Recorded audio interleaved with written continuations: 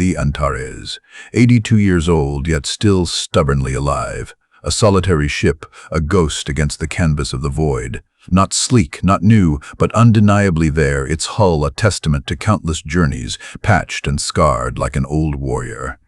Rust-red plating, dulled by interstellar dust and corrosive stellar winds, held together by sheer will and diligent maintenance. Its fusion thrusters, once state-of-the-art, now glowed with a familiar, weary orange, a silent promise of propulsion in the cold, endless dark.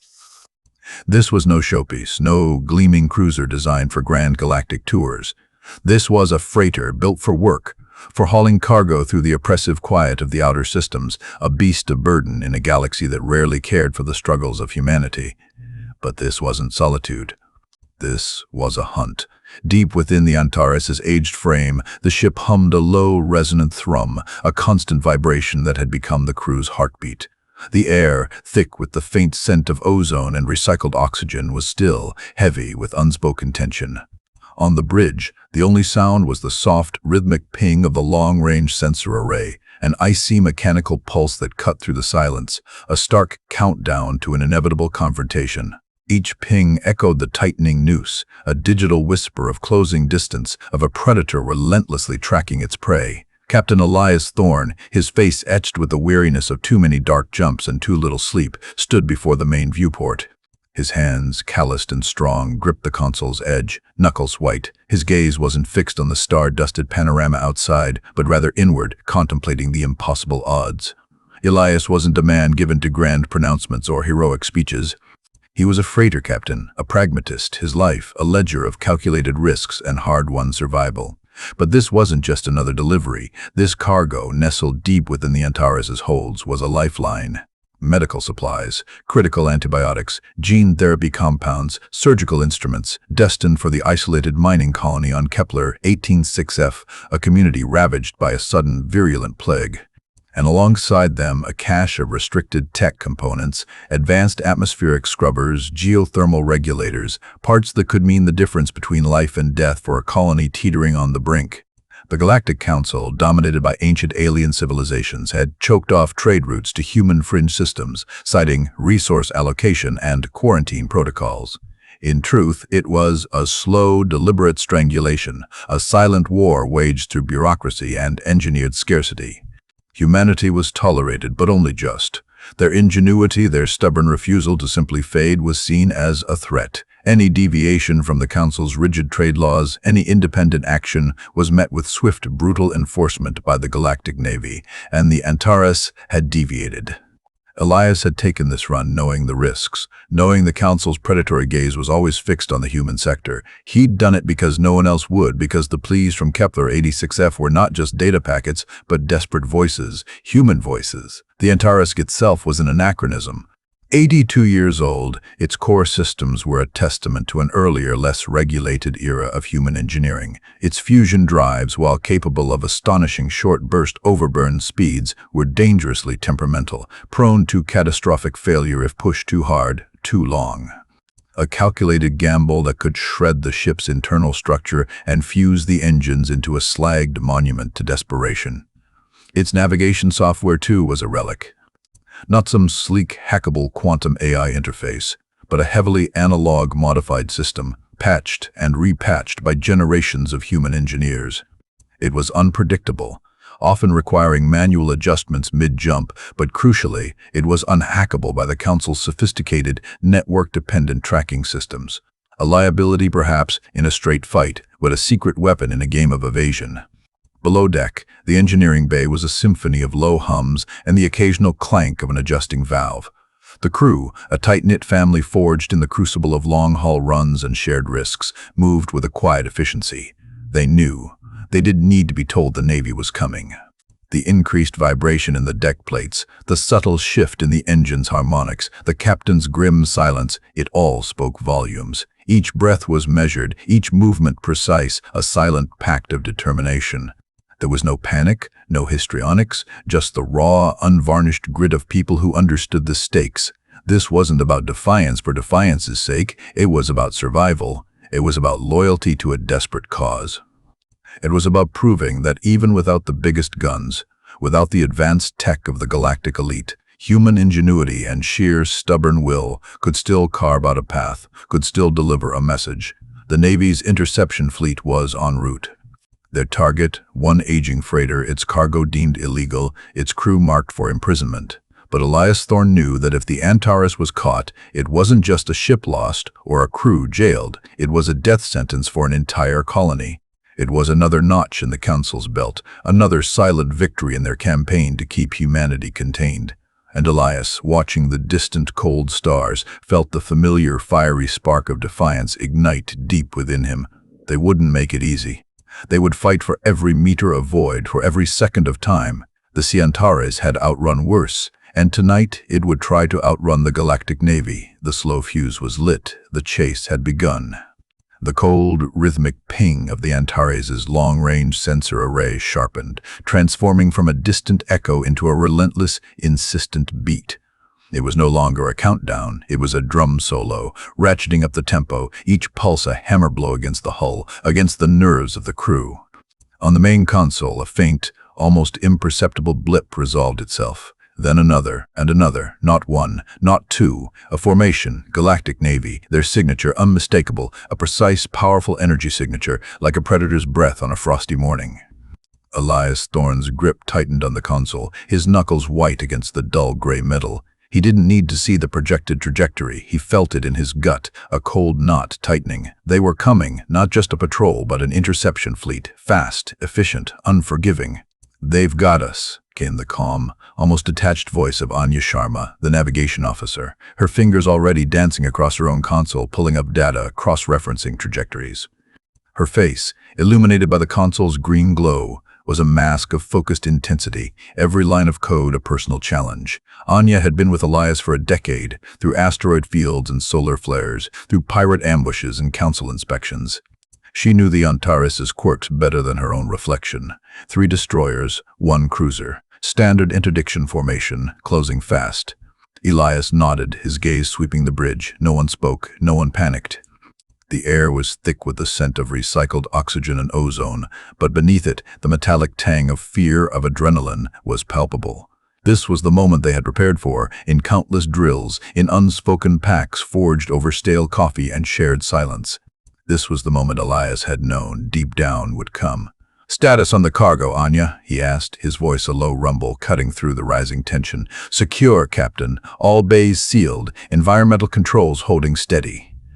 Her voice was steady, but her eyes, when they flickered up to meet his, held a flicker of something raw, something desperate. The medical supplies for Kepler 186F, the tech components. Lives hung in the balance, not just theirs, but an entire colony's. This wasn't just about escaping, it was about delivering. It was about honoring a promise. "Engineering, prepare for overburn sequence," Elias ordered, his voice echoing through the ship's internal comms. "On my mark, and I mean overburn. Push it to the red line, then find a new red line." A grunt of acknowledgement came from the comm, the voice of Jax, the chief engineer, a man who treated the Antares' ancient fusion drives like his own children, coaxing life from dying parts. Jax knew what overburn meant. It meant tearing at the very fabric of the ship, straining every joint, every conduit, pushing the engines beyond their theoretical limits. It was a calculated act of self-destruction, a gamble that could leave them a drifting wreck. But it was also their only chance. The Navy's first communication crackled through the comms, a cold, synthetic voice, devoid of emotion, a pre-recorded warning. "Unidentified freighter, this is Galactic Navy interdiction, Fleet 7. You are in violation of Council Trade Protocol 7-4. Prepare to be boarded. Failure to comply will result in immediate engagement." The words hung in the air, a death knell. They knew exactly who they were. They knew what was at stake. Anya, full evasive pattern. Randomize vector changes every 5 seconds. Use the old nav system. Bypass the quantum lock. "Give them a headache," Elias commanded, his eyes fixed on the distant, growing blips on the sensor screen. This was the key. The Antares' analog-modified navigation system, an ancient relic patched and repatched over decades, was a labyrinth of physical relays and unpredictable algorithms. It was slow, cumbersome, and often required manual overrides, but it was also a ghost in the machine. The Council's advanced, network-dependent tracking system struggled to predict its erratic movements, unable to find the digital key to its chaotic lock. It was a weakness, yes, but in this specific scenario, it was their greatest strength. Anya's fingers flew, a blur of motion over the tactile controls. The ship lurched, a sudden violent shudder as the Antares veered sharply, then again twisting through the void like a wounded animal. The old freighter groaned in protest, metal screaming under the stress. Lights flickered on the bridge, then stabilized. The G-forces pressed the crew into their seats, then released them, then pressed again. It was a dizzying, disorienting dance. But on the sensor screen, the Navy blips, though still closing, were no longer maintaining their precise formation. They were adjusting, recalculating, their sophisticated systems struggling to keep pace with the chaotic, analog movements of a dying ship. "They're not used to this," Elias murmured, a grim satisfaction in his voice. "They're used to clean data, predictable algorithms. We're a glitch in their matrix." He watched the Navy ships attempt to predict their next move, their targeting solutions wavering. They were trying to get a lock, but the Antares was too busy throwing digital sand in their eyes. Below deck, the engineering bay was a maelstrom of controlled chaos. Jax, a man whose gray hair was perpetually streaked with grease, barked orders, his voice raw but steady. Steam hissed from ruptured conduits, warning lights flared angry red across the control panels, and the floor vibrated with the furious thrum of the straining fusion drives. Crewmen moved with practiced urgency, tightening valves, rerouting power, their faces slick with sweat and grime. The air was thick with the acrid smell of ozone and burning insulation. Every bolt, every plate, every circuit was being pushed to its breaking point. A monitor displayed the integrity readouts, lines spiking dangerously, threatening to flatline, hull stress at 70%. Someone yelled over the din, main coupling resonance spiking. "Hold it together, people!" Jax roared, his eyes fixed on the primary manifold, a network of glowing plasma conduits that were now pulsing with an unnerving, almost violent intensity. He knew that if one of those conduits blew, it could trigger a catastrophic chain reaction, turning the Antares into a drifting, burning hulk. But he also knew Elias. He knew the captain wouldn't ask for this unless it was absolutely necessary. This wasn't just about the ship, it was about the people on Kepler 86F. It was about proving that human life wasn't just a number in the Council's ledger. On the bridge, the silence was broken only by the ship's groans and the quick, sharp commands from Elias. "Maintain erratic course, Anya. Keep them guessing." He watched the Navy ships like hounds frustrated by an elusive fox. They were faster, yes, but speed meant little if you couldn't get a lock. Their advanced targeting systems, designed for precision strikes against predictable targets, were faltering against the Antares' chaotic analog-driven ballet. This was a chess match, not a brawl. Every lurch, every groan of the ship was a calculated sacrifice, buying precious seconds, forcing the Navy to burn more fuel, to expend more resources. The long-range sensor ping grew louder, more insistent, but a new, more terrifying sound began to pierce the ship's internal hum, the high-pitched whine of energy weapons charging. The Navy was losing patience. They were going to open fire. Elias felt a cold dread, but it was quickly replaced by a surge of defiance. They wouldn't just roll over. Not now, not after all this. He looked at Anya, then at the empty captain's chair beside him, then out into the endless, uncaring void. This was the moment. This was where the Antares either broke or it proved its stubborn, resilient heart. The slow fuse had indeed been lit. Now the flame was licking at the powder keg. The high-pitched whine that had begun to pierce the ship's internal hum escalated into a piercing shriek, a sound that bypassed the ears and vibrated directly in the chest. It was the sound of concentrated energy unleashed. Then a blinding flash engulfed the main view screen, momentarily turning the endless void into a searing white canvas. The Antares bucked, a colossal beast struck by an invisible hammer. A deafening clang echoed through the bridge, followed by a sickening groan of stressed metal and the sharp crackle of arcing electricity. The entire ship shuddered violently, throwing crew members against their restraints, their bodies absorbing the raw, kinetic force of the impact. Alarms blared, a cacophony of urgent, overlapping warnings, and emergency lights flickered on, casting stark, unsettling shadows.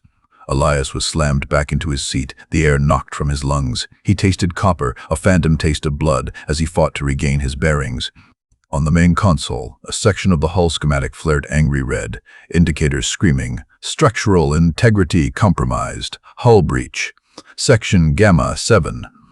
Anya's voice cut through the chaos, surprisingly steady despite the ship's violent protest. Sparks rained down from an overhead conduit, sizzling on the deck plates. Energy dampeners offline in that quadrant. We took a direct hit to the aft cargo bay. The damage was immediate, severe. The Antares, built for durability, not for combat, was already bleeding. Elias pushed himself upright, his jaw clenched, his eyes scanning the flickering displays. The Navy wasn't playing games. Their initial volley was precise, designed to cripple. But it hadn't crippled them, not yet. He could feel the ship's shuddering heart, still beating, albeit erratically. Damage report. Engineering. Elias barked into the comm, his voice a gravelly rumble that cut through the bridge's cacophony. He didn't wait for a full response. He already knew the gist. Jax would be fighting a losing battle against the cascade of system failures, but he'd be fighting. Anya, how bad is their lock? On her console, Anya's fingers flew, ignoring the tremors that shook her station. They're still struggling with the randomized vectors, Captain, but they're adapting. Their targeting systems are compensating. They'll get a clean lock if we stay predictable for even a second. The Navy was learning. Their sophisticated AI was crunching the Antares' chaotic movements, seeking patterns, however fleeting. It was a race against the machine, a battle of analog chaos versus digital precision. Elias's gaze narrowed, fixed on the growing blips on the tactical display. The three destroyers were fanning out, trying to encircle them, while the cruiser hung back, its massive energy cannons undoubtedly recharging for another devastating volley. They were closing the net. "We give them a new headache," Elias murmured, more to himself than to Anya. "Anya, I want a full spectrum, EMP burst, not a weaponized one, a navigational one. Flood their long-range sensors with phantom signatures, overload their tracking algorithms, give them 1,000 Antares to chase." It was a desperate, unconventional gambit. The Antares wasn't designed for offensive EMP, but its outdated power regulators, when pushed beyond safe limits, could generate a chaotic energy pulse. It was like throwing a bucket of sand into a supercomputer, messy, unpredictable, and potentially self-destructive. "Captain, an unshielded EMP burst could fry our own systems. It's not stable," Anya protested, her voice laced with genuine alarm, her fingers hovering over the necessary controls. The risk was immense. It could cripple them as much as it did the Navy, or worse, leave them adrift. "Do it, Anya," Elias commanded, his voice devoid of hesitation, his eyes locked on hers. "It's our only chance to break their rhythm. It'll be momentary, but it might just buy us the critical seconds we need." Anya nodded, her face grim, and her hands moved with practiced speed. A jolt more violent than any before ripped through the ship. Lights on the bridge flickered wildly, some dying completely, plunging sections into momentary darkness before emergency power kicked in. The hum of the ship's engines wavered, then surged back. On the main tactical display, the Navy blips momentarily vanished, replaced by a storm of static, a blizzard of phantom signals. The chaotic analog pulse had worked. For a fleeting moment, the Antares was a ghost. Below deck, the engineering bay was a scene of controlled pandemonium.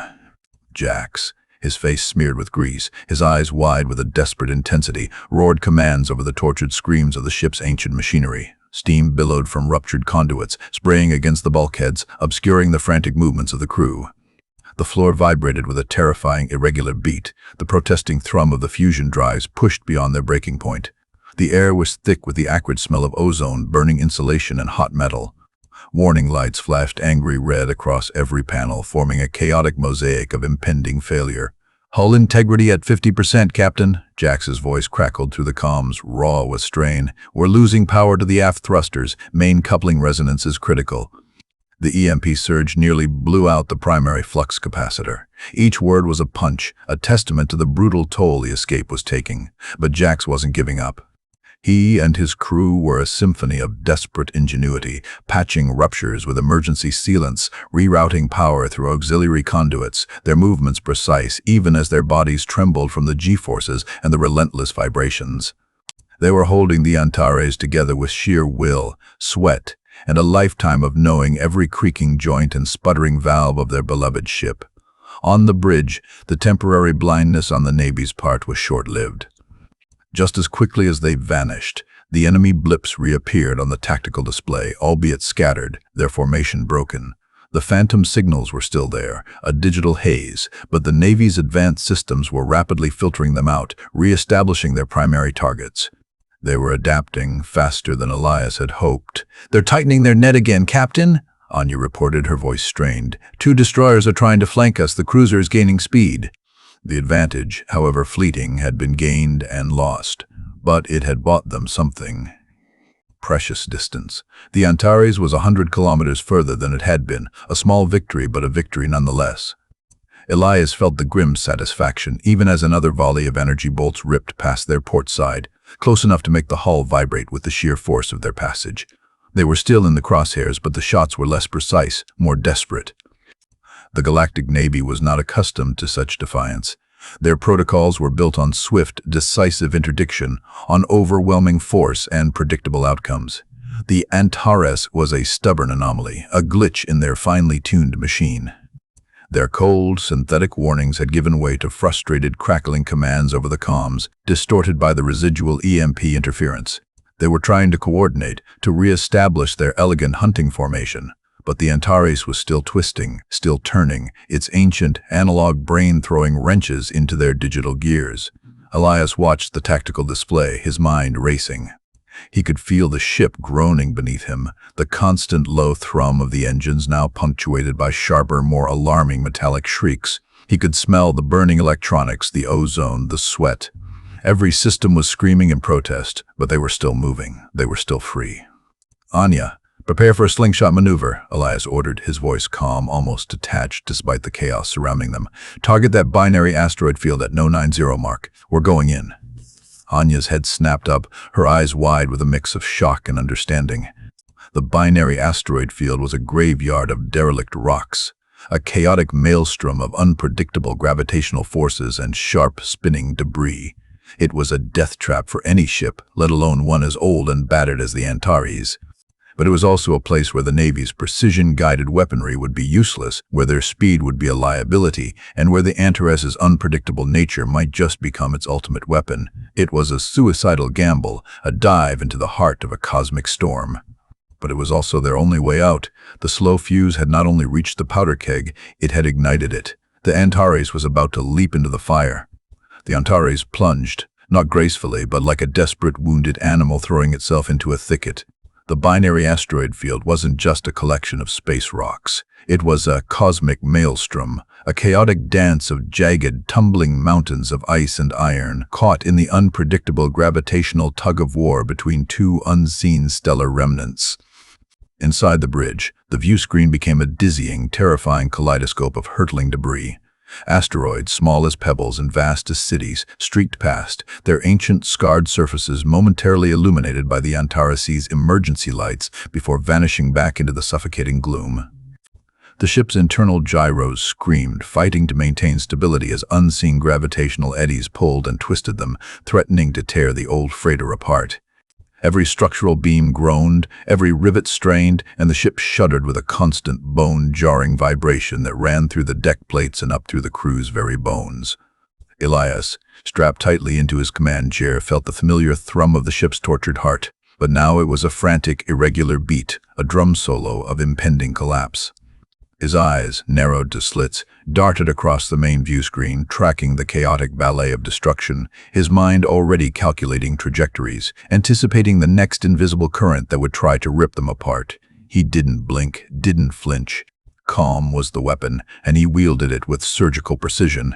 Beside him, Anya's hands were a blur across her console, her knuckles white against the dark metal. The Antares' navigation system, a Frankenstein's monster of ancient analog circuits, and Elias's custom-coded overrides, was her canvas. She wasn't just plotting courses, she was performing a high-wire act, making split-second adjustments based on instinct and years of intimate knowledge of this ship's quirks. The Navy's advanced targeting systems, designed for the predictable physics of open space, were now useless, blinded by the sheer volume of chaotic data. Their sophisticated AI, built to calculate trajectories with infinitesimal precision, was overwhelmed, unable to distinguish the Antares from the thousands of tumbling rocks that surrounded it. It was a digital brain trying to solve an analog problem, and it was failing. The Antares, by its very ancient nature, was a ghost in this storm. Its unpredictability, its greatest defense, every near miss, every scraping shudder of hull against unseen rock, was a testament to Anya's impossible skill, a dance of death she performed with calm, deadly grace. Behind them, the tactical display, still struggling with residual EMP interference, showed the Navy destroyers hesitating at the edge of the field, their sophisticated forms reduced to confused blips. They were designed for speed and power, not for navigating a cosmic junkyard. Their elegant formations had dissolved into cautious, tentative probes, their commanders barking increasingly frustrated orders into comms now riddled with static. They couldn't risk their pristine, expensive ships in this chaos. But the cruiser, massive and unyielding, was still out there, its energy cannons still capable of reaching them even from a distance, its commanders surely calculating how to flush the Antares out, or simply wait for it to be torn apart by the environment. The threat remained, a patient, predatory shadow. Down in engineering, the situation was beyond critical. Jax, drenched in sweat, his face streaked with grime and fear, was a man possessed. Steam hissed from ruptured conduits, spraying against the bulkheads, obscuring the frantic movements of his crew. The floor vibrated with a terrifying, irregular beat, the protesting thrum of the fusion drives pushed beyond their breaking point. The air was thick with the acrid smell of ozone, burning insulation, and hot metal. Warning lights flashed angry red across every panel, forming a chaotic mosaic of impending failure. "Hull integrity at 45%, Captain." Jax's voice crackled through the comms, raw with strain, each word a punch. "We're losing power to the port-side maneuvering thrusters. Main coupling resonance is critical. We're bleeding atmosphere in aft cargo bay, Gamma 7. They were holding the Antares together with sheer will, sweat, and a lifetime of knowing every creaking joint and sputtering valve of their beloved ship. Their bodies trembled from the relentless vibrations and the constant G-forces, but their hands moved with the practiced precision of artisans, patching ruptures with emergency sealants, rerouting power through auxiliary conduits, keeping the impossible possible. The Antares was now deep within the asteroid field, a tiny, battered speck in a universe of destruction. Elias knew their time was limited. The ship couldn't take much more. He needed to make his move, not just to escape, but to break the Navy's will. He spotted it, a cluster of 3 particularly massive asteroids, locked in a complex overlapping orbital pattern, creating a temporary, highly volatile gravitational anomaly. It was a cosmic vortex, a place where no sane pilot would ever venture. But it was also a blind spot, a place where the Navy's precision tracking would utterly fail, a place where their rigid protocols would become a fatal weakness. "Anya," Elias's voice was a low growl cutting through the ship's groans. "Prepare for a close proximity flyby of the Serpent's Teeth cluster. I need a micro-burst from the starboard thrusters on my mark, no more than 0.7 seconds, just enough to kick us slightly off course. Then, full power to the port-side maneuvering thrusters, maximum vector change." Anya's eyes widened, a flicker of understanding mixed with pure terror. The Serpent's Teeth was notorious, a navigational nightmare even for unladen ships. A micro-burst from a struggling thruster, followed by an immediate violent course correction, was a maneuver that defied conventional physics, a suicide run for any computer-controlled vessel. It was an analog trick, a human intuition for the chaotic forces at play. "Captain, that's insane." "The gyros will redline. We'll tear ourselves apart," she protested, her voice tight with strain. "Do it, Anya," Elias commanded, his eyes fixed on the unfolding chaos outside. "It's the only way to break their lock. We're going to use their own precision against them."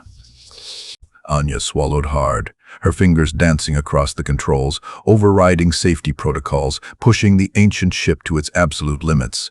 The Antares bucked violently, a truly sickening lurch, as Elias timed the microburst with an impossible precision, using the failing starboard thruster to nudge the ship into a new, unpredictable trajectory. Then, with a scream of tortured metal, the port-side thrusters flared, throwing the Antares into a brutal sideways slide. The G-forces slammed Elias back into his seat, his vision momentarily tunneling, but his eyes never left the viewscreen. The maneuver was a calculated gamble, a feint. The Navy's AI, still struggling to track the Antares amidst the asteroid field's chaos, registered the initial microburst, interpreting it as a sudden, desperate, evasive action. Their systems, programmed for efficiency and direct interception, immediately predicted a countermaneuver, a return to a more stable trajectory. But Elias didn't return. He continued the violent slide, leveraging the unpredictable gravitational eddies of the Serpent's Teeth cluster, using the field itself as a weapon. On the tactical display, the Navy destroyers, having finally gained a tentative lock, fired. Their energy bolts sliced through the void, precise, deadly. but they were firing it where the Antares should have been, where their algorithms predicted it would be. The bolts passed through empty space, harmlessly dissipating against distant asteroids, and then the twist. The Antares' sudden, impossible lateral movement, combined with the gravitational distortions of the serpent's teeth, created a ghost image, a phantom signature that briefly appeared on the Navy's highly sensitive long-range scanners, a digital echo that confused their targeting systems. One of the lead destroyers, a sleek, arrogant vessel that had been too aggressive in its pursuit, locked on to this phantom. Its targeting computers convinced the Antares had performed a suicidal turn directly into its path. Its pilot, relying solely on the data, committed. Too late, the destroyer's warning system shrieked, overwhelmed by the sudden, overwhelming proximity of a massive, tumbling asteroid, one that its AI had filtered out as background noise. There was no time to react. A flash, not of energy weapons, but of raw, kinetic impact. The destroyer, a paragon of Galactic Navy engineering, crumpled like cheap foil against the unyielding bulk of the asteroid, its shields utterly useless against such a force. A silent, violent explosion blossomed, briefly illuminating the asteroid field with a shower of debris and dying light. The other two destroyers recoiled, their blips on the tactical display scattering, their commanders' frustrated shouts now laced with genuine shock and disbelief. They had never encountered such a thing. Their protocols had no answer for a ship that defied logic, that leveraged chaos itself. The cruiser, still hovering at a distance, paused its advance, its energy cannons momentarily silent. The pursuit, for the first time, faltered. The Antares, battered, screaming in protest but still whole, burst from the heart of the serpent's teeth cluster, leaving behind a wake of destruction and a bewildered, humiliated Galactic Navy. They had outrun them, not with speed but with wit. Not with bigger guns, but with a stubborn, defiant refusal to play by their rules. The ship was a wreck, but it was their wreck and it was free. The taste of copper in Elias's mouth was still there, but now it was mixed with the bitter, exhilarating taste of victory. The Antares screamed, a long, drawn-out cry of tortured metal and failing systems as it lurched free of the serpent's teeth. It wasn't a clean exit, it was a violent expulsion, a battered husk spitting itself out of a cosmic maw. Inside the bridge, the silence that followed the explosion of the Navy destroyer was heavy, suffocating, broken only by the ship's groans and the ragged breathing of the crew. Elias, still slammed back into his command chair, felt the tremor of adrenaline slowly receding, replaced by a profound, bone-deep exhaustion. His vision cleared, the kaleidoscope of hurtling asteroids replaced by the cold, distant gleam of stars. The ship was still in one piece, a miracle wrought by sheer will and desperate ingenuity, but the cost was evident in every shudder, every new warning light blinking angrily across the consoles. Anya slumped over her navigation console, her head bowed, strands of hair clinging to her sweat-soaked face. Her fingers, still poised over the controls, trembled almost imperceptibly. The impossible maneuver had demanded everything, pushing her, and the Antares' ancient systems past any sane limit. She hadn't just flown the ship, she had become an extension of its suffering, feeling every groan of its frame, every protest of its overtaxed engines. The data streams on her screen flickered erratically, struggling to re-establish stable readings in the wake of the EMP interference and the violent G-forces. She was breathing in shallow, rapid gasps, trying to reclaim control of her own body after having wrestled a dying ship through a death trap. For a fleeting moment, a ghost of a smile touched her lips, a grim acknowledgement of their impossible survival, before the exhaustion reasserted its claim. Down in engineering, the scene was one of controlled chaos, a testament to Jax's brutal efficiency. He was a phantom in the steam and ozone, moving with a desperate urgency, his crew scrambling around him. They were patching, rerouting, sealing, their hands a blur against the backdrop of sparking conduits and ruptured pipes. The floor was slick with condensation and spilled coolant, the air thick with the metallic tang of overheating machinery. The relentless vibrations of the straining fusion drives hammered through the deck plates, a constant physical assault. Hull integrity at 38%, Captain. We're venting atmosphere in cargo bay Gamma 7. Not critical yet, but it's spreading. Main coupling resonance is still unstable. We're running on borrowed time. Jax's voice, raspy and strained, cut through the comms, a stark reminder that their victory was temporary, fragile. He didn't sound defeated, though. He sounded like a man fighting a losing battle, but one he refused to surrender. The pride in his voice, however faint, was for the ship, for his crew, for the impossible feat they had just pulled off. Elias listened, his expression unreadable. He knew the numbers were bad, worse than bad. The Antares was a mess, a testament to the brutal toll of their escape. Every system was redlining, every structural beam crying out for relief. They had survived the ambush, but they were now a crippled bird limping through an indifferent void. The long-term prognosis was grim. They couldn't maintain this level of stress for long. He closed his eyes for a brief second, picturing the mining colony, the faces of the people depending on them, the medical supplies, the vital tech components. They weren't just cargo, they were lives. His personal stake in this wasn't about glory or defiance. It was about responsibility, about the quiet, unspoken contract between a captain and those who trusted him. This wasn't a game. It was a fight for survival, for a sliver of hope in a galaxy designed to crush it. Outside, the Galactic Navy, initially thrown into disarray by the loss of one of their destroyers and the Antares' impossible maneuver, was already regrouping. Their shock was quickly replaced by a cold, calculating resolve. These were not emotional combatants. They were a highly disciplined, technologically superior force. The confusion on the tactical display had given way to a new, methodical pattern. The remaining destroyers, no longer scattered, began to form a wide, sweeping cordon around the asteroid field. Their advanced scanners, though still struggling with the residual gravitational eddies and EM interference, methodically mapping the Antares' last known trajectory. They weren't going to make the same mistake twice. They wouldn't chase the battered freighter into another chaotic trap. Their commanders, undoubtedly receiving scathing reprimands from Central Command, were adapting. Their AI systems, which had failed to predict Elias's analog trick, were now being fed new parameters, new contingencies. They were learning, and that made them even more dangerous.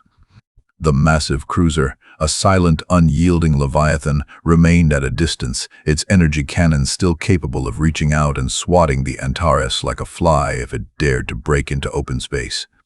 It was a patient predator, content to let its smaller, faster counterparts flush out the prey or simply wait for the environment to finish the job. The pursuit was no longer a reckless sprint, it was a tightening noose. The cold ping of the Navy's long-range radar began to register again on the Antares' tactical display, faint at first, then growing stronger, more insistent. It was the sound of a patient hunter closing in, of superior technology methodically reclaiming its advantage. They might have been outsmarted, but they were far from defeated. Elias watched the tactical display, the blue blips of the Navy ships slowly constricting their net. He understood their strategy. They weren't relying on a single, decisive blow. They were going to wear them down, exhaust their resources, exploit every weakness of the old ship. The asteroid field, which had been their sanctuary, was now becoming a cage. They couldn't hide in its depths forever. The Antares was too damaged, too slow to outmaneuver the Navy indefinitely within its shifting gravitational currents.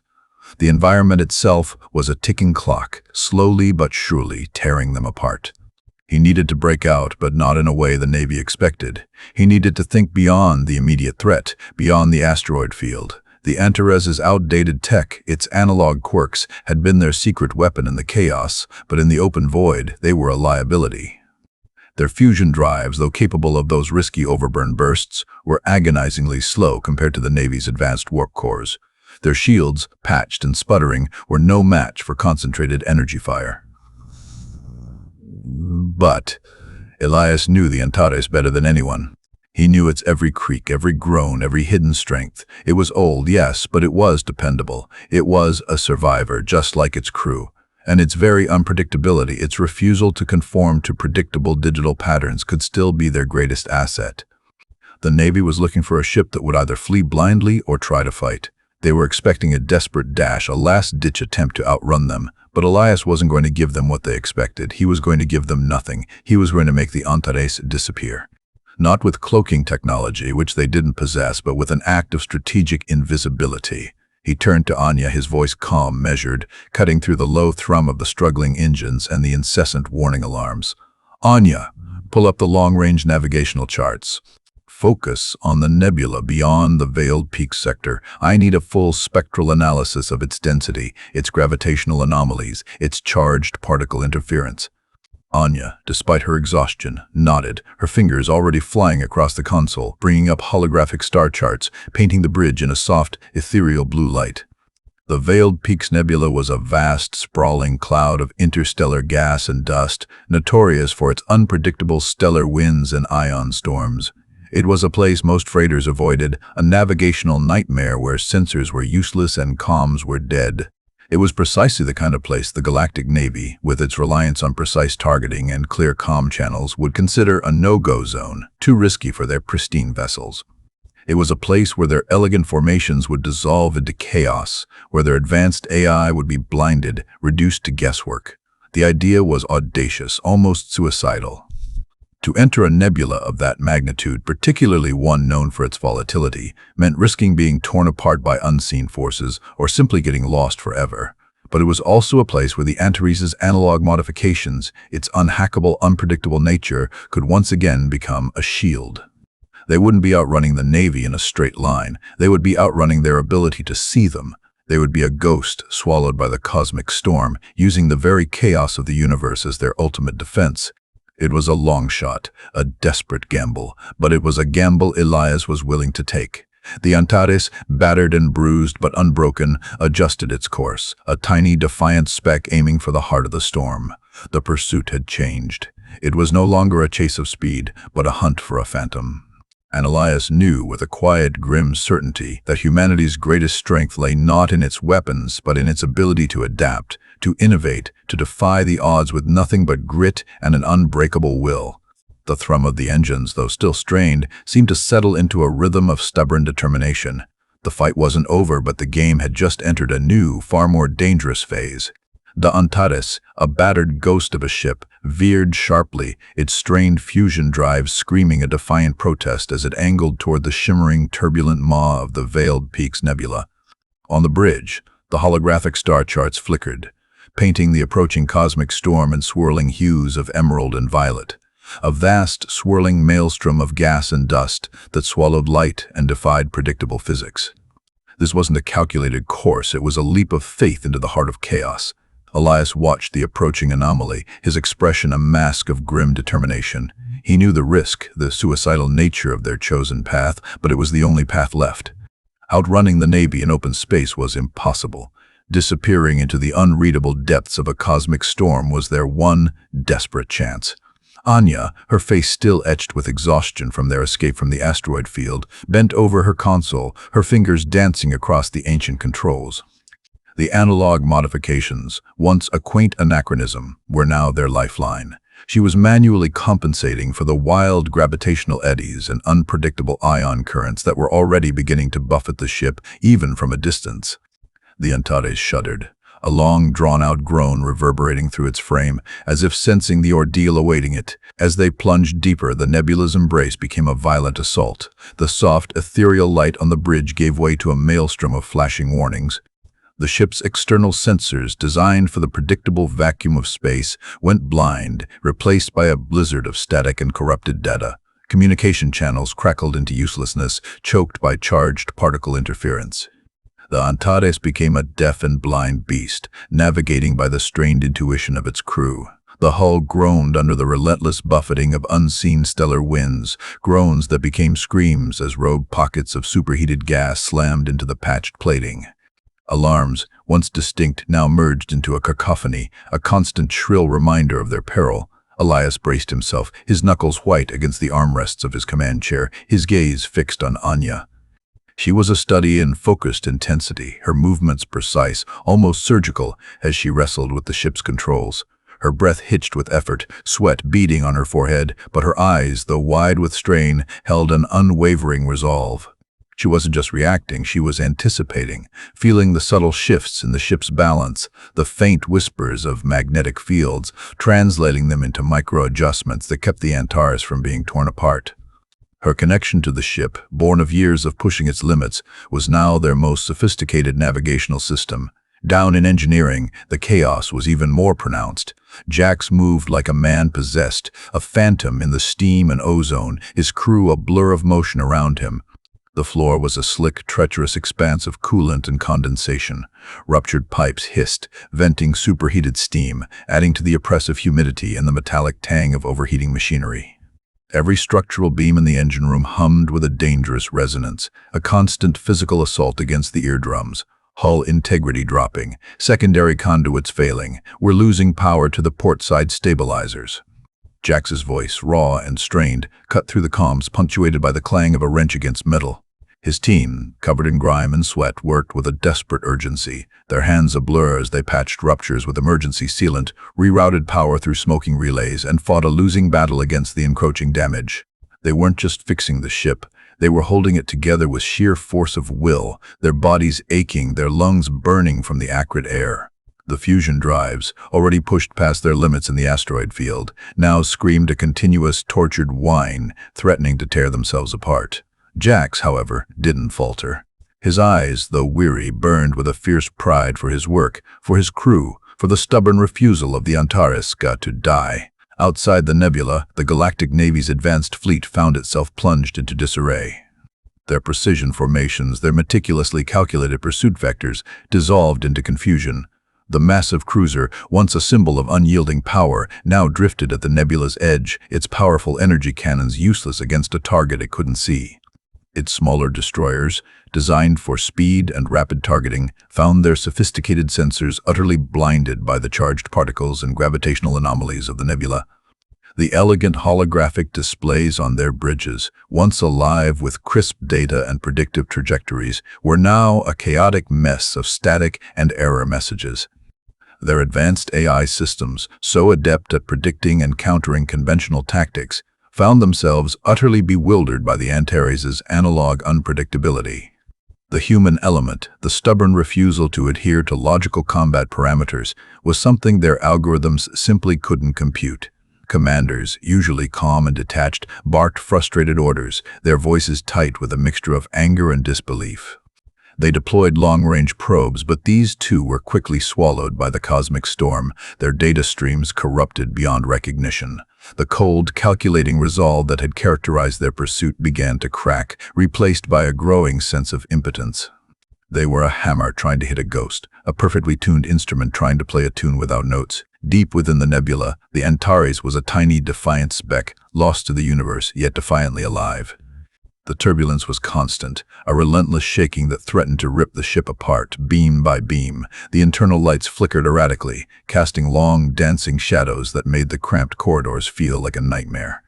Every surface was slick with condensation, every breath tasted of ozone and hot metal. But through the chaos, a new rhythm began to emerge, a desperate ballet between the ship and its crew. Anya, guided by Elias's calm, unwavering voice, adjusted the ship's trajectory with a series of micro-thrusts, using the very currents that threatened to destroy them as a perverse form of propulsion, surfing the gravitational waves, riding the ion storms. It was less about navigation and more about intuition, a visceral understanding of the ship's limits and the nebula's unpredictable temperament. Jax's team, though exhausted, had managed to stabilize the most critical systems, their ingenuity transforming salvaged parts and emergency patch kits into makeshift solutions that held the ship together against impossible odds. The cold ping of the Navy's radar, once a constant terrifying reminder of their proximity, faded into nothingness. The Antares had truly disappeared. It wasn't an escape through speed or force. It was an escape through invisibility, through the deliberate embrace of chaos. The Galactic Navy, for all its technological might, was utterly lost. They could sweep the nebula's edge, launch probes, and analyze data for weeks, but the Antares was no longer a blip on a screen. It was a whisper in a storm, an echo in the void. Elias, watching the tactical display, now mercifully clear of any enemy signatures, felt a surge of grim satisfaction. They had done it. They had bought themselves time, but at a terrible cost. The Antares was a wreck, limping through a treacherous environment, its journey far from over. Yet, as the ship shuddered through another violent pocket of charged gas, he felt a quiet pride swell within him. This wasn't just about survival, it was a defiant statement. It was proof that human grit, when combined with an intimate knowledge of one's tools and an unyielding will, could outwit the most advanced systems in the galaxy. The Antares, a symbol of humanity's past, had just beaten the future. The thrum of the engines, though still strained, now resonated with a quiet, stubborn defiance, a testament to the fact that the fight wasn't over, but the rules of the game had fundamentally changed. They were no longer prey, they were a phantom, and the galaxy was about to learn that some ghosts refused to stay buried. The Antares, A phantom vessel now truly lost to the galaxy was far from peaceful. The absence of the Navy's radar pings was a silence that screamed. Inside, the ship was a symphony of agony. Every structural beam groaned, a deeper, more resonant complaint than before, the sound vibrating through the soles of their boots, rattling their teeth. The internal lights, where they still functioned, pulsed weakly, casting the corridors in a sickly, flickering yellow, painting long, grotesque shadows that writhed with the ship's perpetual tremor. Condensation dripped from every conduit, every ceiling panel, forming slick puddles on the deck plating, mixing with coolant and the acrid tang of ozone. The air was thick, heavy with the metallic scent of overheating circuits and the stale, recycled breath of a crew pushed past endurance. This was not a reprieve. It was a deeper descent into a more intimate, more terrifying struggle. On the bridge, Elias remained in his command chair, his posture rigid, but his eyes, though heavy-lidded, scanned the holographic displays that were now, mercifully, clear of enemy signatures. The relief was fleeting. A ghost of a sensation quickly eclipsed by the raw data scrolling across the main view screen, hull integrity at 38%, auxiliary power flickering, life support struggling. The nebula, once their shield, was now their prison, its turbulent embrace a relentless, crushing force. He could feel the strain in the ship's bones, a visceral connection forged over decades of command. He thought of the mining colony, isolated and desperate, their medical supplies and tech components riding precariously in the Antares' mangled cargo hold. That wasn't just cargo, it was life, a promise he'd made, a promise that now hung by the thinnest thread. His personal stake was a cold, hard knot in his gut, a constant reminder that failure here meant more than just the loss of a ship or a crew. It meant a silent debt for a distant, forgotten community. That thought, more than any alarm, kept him anchored, kept his voice steady as he spoke into the comms. Anya, hunched over her console, was a study in profound exhaustion. Her movements were less fluid now, more deliberate, each adjustment of the ancient controls a monumental effort. Her fingers, usually nimble and precise, were stiff, calloused, and trembling slightly from the constant minute corrections. The analog systems, which had outsmarted the Navy's AI, now offered no easy answers within the nebula's chaos. There were no clear readings, no predictable patterns. She was flying blind, guiding the crippled freighter through a maelstrom by feel, by instinct, by the barely perceptible shifts in the ship's shuddering response. She listened to the hum of the failing gyroscopes, felt the subtle lurch of unseen gravitational eddies, and translated them into fractions of a degree on the thrust vectors, tiny, desperate adjustments that kept them from being torn apart. Her eyes, bloodshot and wide, were fixed on the phantom readings, her brow furrowed in concentration, sweat plastering strands of hair to her temples. Her breath came in ragged gasps, each one a testament to the physical and mental toll of wrestling a dying ship through a cosmic storm. She was an extension of the Antares, her will battling the nebula's indifference, her human intuition their last, best hope. Down in engineering, the environment was a literal war zone. Jax moved through the steam and haze like a wraith, his face smeared with grease, his uniform torn. The air was thick with the smell of burnt insulation and ozone, punctuated by the metallic tang of blood from a fresh cut on his forearm. The floor was a treacherous slick of coolant, condensation, and oil, making every step a gamble. The fusion drives, already pushed beyond their theoretical limits, now shrieked with a continuous high-pitched wail, a sound that vibrated through the deck plates and into their very bones, threatening to rupture eardrums. Every few minutes, a new alarm blared, a fresh pipe ruptured, or a conduit sparked, showering the space with a blinding flash of light. His crew, a skeleton team of 4, were a blur of motion, their faces grim, their movements precise despite their obvious fatigue. They worked with a desperate, almost primal efficiency, their hands a blur as they wrestled with smoking relays, clamped down on ruptured fuel lines, and rerouted power through emergency conduits that glowed cherry red with overload. Jax barked orders, his voice hoarse, but there was no panic, only a raw, unyielding determination. He moved from station to station, a wrench or a diagnostic tool always in hand, a patch of emergency sealant always within reach. He was fighting the ship's decay inch by agonizing inch, pulling it back from the brink of total collapse with sheer ingenuity and brute force. They weren't just repairing, they were inventing solutions on the fly, transforming salvaged parts into critical components, turning a prayer into a working bypass. The pride in his work, for his team, for the stubborn, defiant heart of the Antares, was etched into every strained muscle, every bead of sweat. Days blurred into an agonizing continuum within the nebula. Time became irrelevant, marked only by the escalating severity of system failures and the dwindling reserves of their emergency power cells. The Antares was a ghost ship, a crippled survivor limping through an endless, violent dream. The constant buffeting from rogue currents and pockets of superheated gas never ceased, each impact a fresh blow to the ship's already fragile integrity. Hull breaches were patched with quick-drying sealant, but the microfractures spread like a disease, weakening the ship from within. Oxygen scrubbers struggled, making the air thin and stale, inducing a dull ache behind their eyes. Every breath was a conscious effort. Food was rationed, lukewarm and tasteless, eaten quickly, without pleasure. Sleep was a luxury few could afford, snatched in short, restless bursts on hard deck plating, disturbed by the ship's constant groans and the shriek of failing machinery. Yet through it all, the crew moved with a quiet, almost ritualistic resolve. There were no complaints, no tantrums, just a shared, unspoken understanding of the stakes. They were a single, battered organism, each part working to keep the whole alive. Elias's calm voice was a lifeline, Anya's intuitive touch, a miracle, Jax's tireless fight in the engine room, a defiant roar against oblivion. Then, a shift. Imperceptible at first, a subtle change in the quality of the light that filtered through the bridge viewports, a faint, almost imperceptible weakening of the relentless turbulence. Anya, her senses honed to a razor's edge by days of constant strain, was the first to notice. Her eyes, wide and searching, strained against the gloom. "Captain," her voice was a raw whisper, "the resonance, it's changing. The currents are dissipating." Elias leaned forward, his gaze fixed on the viewscreen. The swirling emeralds and violets of the nebula, though still vibrant, seemed less opaque, less aggressive. The constant barrage of static on their external sensors began to recede, replaced by the faintest, most distorted whispers of background radiation. Hope, a dangerous and fragile thing, flickered on the bridge. Down in engineering, Jax felt it too. The engine's tortured shriek, though still deafening, seemed to lose a fraction of its desperate edge. The air, though still thick with ozone, felt infinitesimally lighter.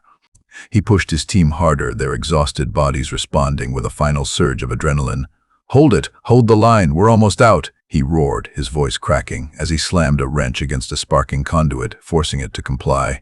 The Antares was on its last legs, bleeding power, its structural integrity screaming, but it was still moving. It was a dying beast, but it was still fighting. With a final, agonizing shudder, a groan that seemed to tear through the very fabric of the ship, the Antares lurched forward. The shimmering, violent curtain of the nebula receded, pulling back like a cosmic tide. The chaos of swirling gas and blinding interference gave way to the cold, stark beauty of open space. The distant pinpricks of stars, once swallowed by the storm, now shone with an almost unbearable clarity. The silence this time was real. No Navy pings, no nebula's roar, just the strained rhythmic thrum of their dying engines. The Antares had emerged. It was a battered, limping wreck, its hull scarred and blackened, a ghost ship spat out by the void. They were free of the immediate, all-consuming threat, but the silence of open space brought with it a new, chilling realization. They were visible again, exposed, and the galaxy, a vast, indifferent expanse, was still out there.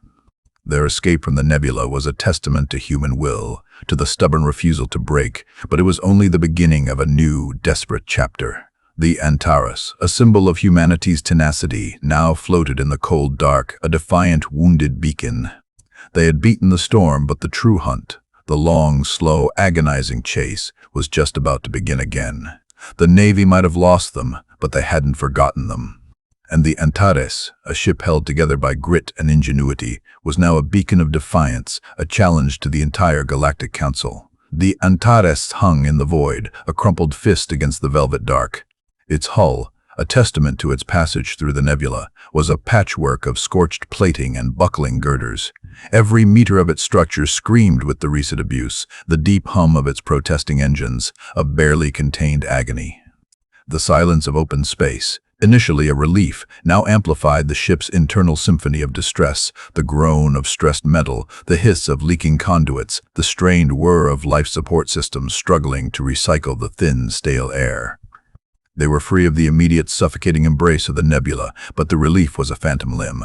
They were exposed, naked, a single, crippled target adrift in a galaxy that had no mercy for the weak, especially not for humans who dared to defy the established order. Elias, still in his command chair, felt the cold reality settle over him. The nebula had been a brutal, chaotic shield, but now, outside its swirling shroud, their battered vessel was a beacon, a limping ghost waiting to be resighted. His eyes scanned the external sensors. Nothing. Yet.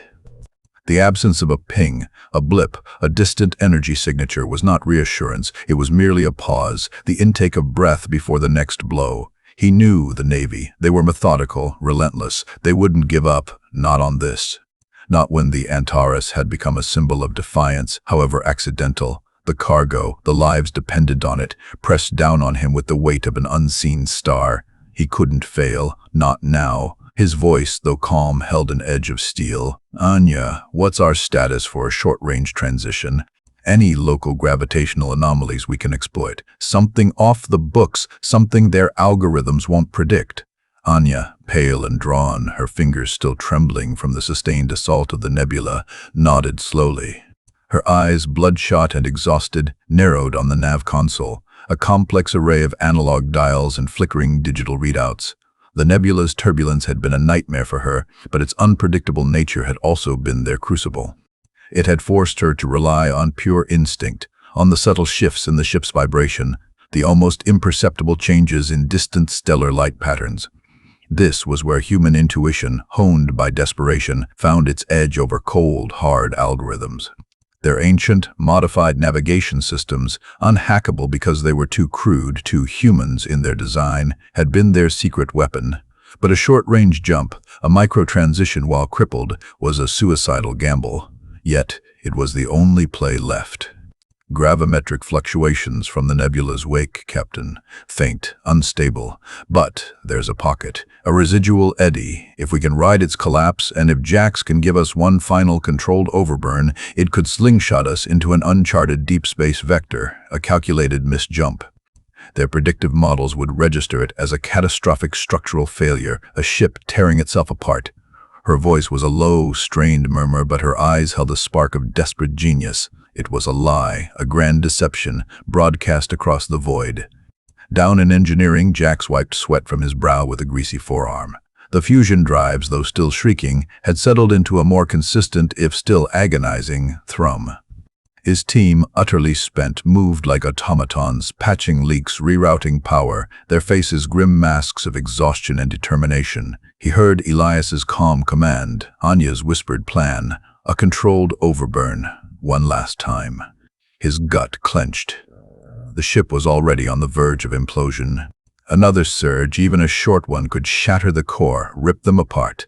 But he understood the logic. It wasn't about running faster. It was about disappearing completely, giving the Navy an answer they could process. Destruction. He looked at his crew, their eyes meeting his. No words were needed. Just a shared, grim nod. "Give me the coordinates, Anya," he rasped into the comm, his voice a raw, sandpaper whisper. "We'll give them a show." His hands moved to the primary power conduits, their surfaces glowing an angry red. This wasn't just about output, it was about timing, about precision on the razor's edge of total collapse. It was about making the ship look like it was dying, even as it fought to live. The next few minutes stretched into an eternity. On the bridge, Elias watched the external sensors, waiting for the inevitable. Anya's fingers danced across the ancient nav console, making minute adjustments, her breath held tight in her chest. Every calculation was a gamble, every input a prayer. The ship groaned, a deeper, more resonant complaint as Jax began the slow, torturous spool-up in engineering. Lights flickered, circuits sparked, and the acrid smell of ozone thickened. The air itself seemed to vibrate with the ship's rising tension. Then, the first faint ping, a distant, almost imperceptible blip on the edge of their long-range radar. The Navy, they had found them again, now. Elias barked, his voice cutting through the rising din. Anya slammed her hand down on the activation sequence. A jolt, violent and sickening, tore through the Antares. Down in engineering, Jax screamed a raw, guttural roar as he pushed the drives past their breaking point. The ship shuddered, not with the familiar lurch of a jump, but with a convulsion that felt like its very spine was snapping. Alarms blared, red lights flashed, and the main view screen exploded with a chaotic burst of static, a simulated catastrophic failure that ripped across their external comms. Hull integrity plunged on the internal diagnostics, not because it was truly failing, but because Jax had deliberately overridden the sensors, making the Antares appear to be disintegrating. It was a digital ghost, a false death cry designed to fool the most advanced tracking systems in the galaxy. The Antares, for a fraction of a second, ceased to exist as a coherent object. It was pure energy, pure chaos, bending space not with a clean, calculated jump, but with a violent, controlled tear. The stars outside the viewports blurred into streaks of light, not the familiar warp tunnel, but a jarring, disorienting smear. Then, just as suddenly, the chaos subsided. The alarms quieted, the static on the view screen cleared, and the ship settled into a new, strained hum. They weren't in warp, not truly. They were in deep, uncharted space, far from any recognized jump lanes, a place where their outdated, analog-modified systems could still find a foothold. The simulated death throes had been convincing. Too convincing. On the main view screen, the distant blips of the Navy fleet vanished, not because they had lost track, but because their systems, designed for precision and logic, had registered a complete, total disintegration. The Antares was gone. Dead. No debris field, no distress signal, just a sudden, violent cessation of all energy signatures, precisely what a ship tearing itself apart at a sublight micro-jump would look like to advanced sensors. Their algorithms, built on perfect predictability, could not account for a desperate, illogical act of human will. They had been outsmarted by a ghost. The silence on the bridge was absolute. Elias leaned back, a profound weariness settling into his bones.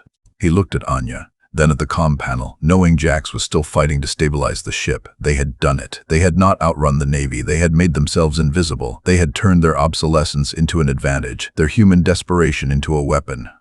Days later, the East Antares, a battered, limping husk, limped into the desolate orbit of the mining colony. The journey had been a silent, agonizing crawl through the void, every system screaming in protest, every pipe leaking, every light flickering.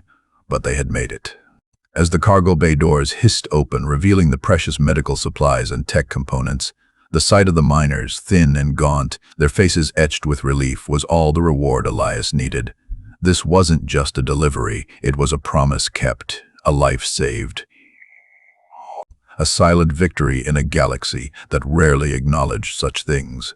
The Antares never returned to the known trade lanes. It became a legend, a whispered tale among the fringe colonies, a ghost ship that defied the Galactic Navy. Its story was not about firepower or advanced technology, but about something far more potent, the stubborn, unyielding grit of humanity. It was about the defiant heart of a dying ship, held together by sweat, ingenuity, and a refusal to break. It was a message, broadcast not through comms, but through action, that even when stacked against impossible odds, when the entire galaxy seems rigged against you, human wit, human courage, and human determination can still find a way. This wasn't just an escape. It was a quiet, profound declaration. A testament to the fact that even without the biggest guns, without the fastest ships, humanity can still win. We don't need to conquer the stars to prove our worth. Sometimes, just surviving, just enduring, just outsmarting the unyielding machine is the greatest victory of all. If you believe in human grit, if you find strength in the quiet defiance of the human spirit, stick around. More stories are coming.